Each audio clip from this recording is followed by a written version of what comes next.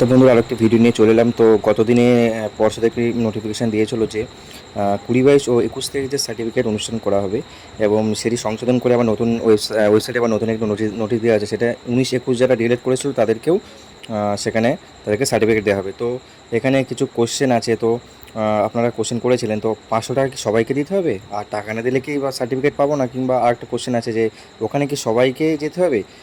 তো অফিসিয়াল নোটিফিকেশানটি কী আছে সেটি দেখা যাক। তো আমি চলে এলাম অফিসিয়াল নোটিফিকেশানে। তো এখানে কী বলা হয়েছে তো আপনি দেখুন।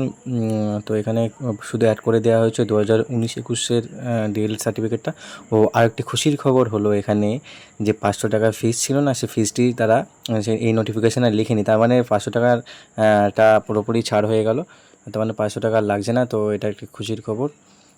তো নেক্সট কবে ফর্ম ফিল আপ করতে হবে, কীভাবে ফর্ম ফিল আপ করতে হবে এবং কীভাবে আপনারা নাম নথিভুক্ত করবেন ডিএলএড সার্টিফিকেট পাওয়ার জন্য এবং সেখানে কি আদৌ যেতে হবে কি না, এইসব বিষয়ে আপনারা আমার চ্যানেলে ফলো করতে পারেন। তো আমি যে কোনো আপডেট আসলে, অফিসিয়াল আপডেট আসলে আমি জানিয়ে দেবো। তো আমি চেষ্টা করব যে অথেন্টিক নিউজ দেওয়ার।